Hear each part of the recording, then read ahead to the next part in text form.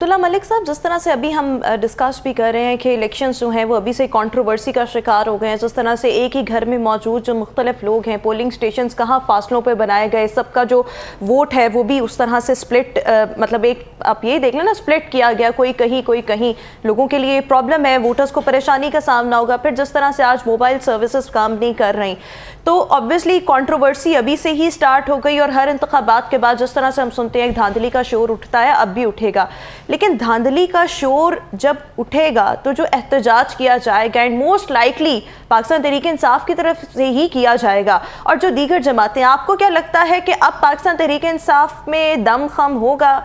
In my opinion it won't be, but आपके इसके हवाले से क्या कहना चाहिए? बात तो ये है कि ये से हमारे सीनियर भी कहते हैं, इंतजार साहब ने कई दफ़ा कहा कि ये सरजमीन बेआइन है।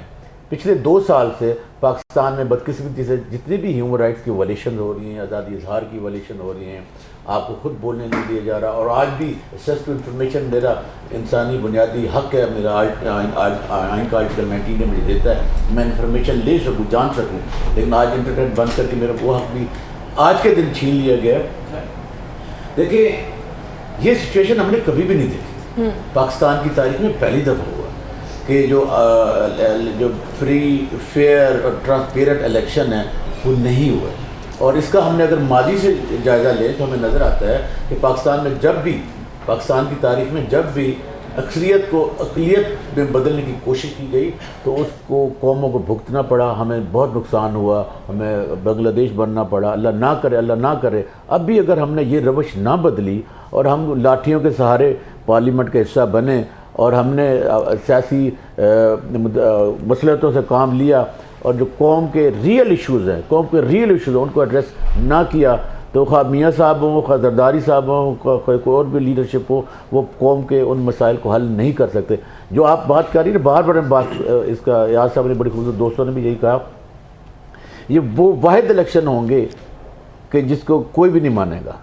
देखिए ना, एक बड़ी पार्टी का जिस वक्त उसका बड़ा वोट बैंक है, हर पार्टी का वोट बैंक होता है, हम किसी के डिनाइल में नहीं जाते, लेकिन उनको अगर आपने स्नब किया, रोका, और जिस तरह माओ बहनों की इसमत दरी की गई, पाबंद सलासर रखा गया, छापे मारे गए, उठाया गया, आज भी उठाया जा रहा है, उनको इलेक्शन प्रोसेस का हिस्सा नहीं बनने दिया जा रहा है। एक इंतखाबी निशान जो इलेक्शन न तो इलेक्शन कमीशन कर सकता है, ना अदालतें कर सकती, छीना गया। लेकिन ना, छीन के अगर किसी को आप देंगे तो कोई नहीं मानेगा। अगर ड्यू प्रोसेस लॉ के ज़रिए आएंगे तो आपकी चीज़ें होंगी। पीछे हुआ गलत हुआ, आज जो हो रहा है गलत हो रहा है, कल। लेकिन सर, इसके लिए हमें क्या एफर्ट करनी पड़ेगी? जो भी मुंतखब हुकूमत आती है, अगर वो चाहे, सिस्टम को ठीक करना पड़ेगा। जब तक ये सिस्टम नहीं ठीक होगा, ये फ्लॉज हमारी जड़ों में, हमारी रूट्स के अंदर रच बस गए हैं, तो मेरा नहीं ख्याल चीज़ें जो हैं वो बेहतर हो। देखना, मैं वही कह रहा हूँ कि कल कोई यहाँ बैठा होगा और आपकी जगह कोई और बैठा होगा, यहाँ कोई और पैनल बैठा होगा, तो वो कह रहे होंगे कि जो 2024 के इलेक्शन हुए थे वो पाकिस्तान की तारीख के बदतरीन इलेक्शन, ये मौरख लिखेगा, याद कर दीजिएगा। लेकिन मुझे आज भी याद है कि जो 2018 के इलेक्शन हुए थे उसमें इलेक्शन कमीशन ऑफ पाकिस्तान को जो ऑब्जर्वर थे, यहाँ की लोकल ऑर्गेनाइजेशन थी, उन्होंने उनको ये अप्रिशिएट किया था। उनकी वेबसाइट पर आज भी मौजूद है कि ये पाकिस्तान की तारीख शायद अच्छे इलेक्शन होते। इलेक्शन वाले दिन कुछ नहीं हुआ था, आज इलेक्शन वाले दिन बहुत कुछ हो रहा है। मसलन जो कुछ हो चुका था शायद लोग भूल जाते हैं कि आज अगर 8 तारीख को इलेक्शन फ्री एंड फेयर हो जाते, ट्रांसपेरेंट होते, लोगों को नज़र आता, लोग जा रहे हैं, आ रहे हैं, बड़ा अच्छा लगता। और शाम को ये रिज़ल्ट अनाउंस होते, डब्बों में से वही निकलता जो लोगों ने डाला था, तो फिर तो लोग मान लेते। लेकिन इसके जो भी रिज़ल्ट आएंगे फेयर तरीके से भी आएंगे तो लोग ये हुकूमत लेजिटिमाइज नहीं होगी।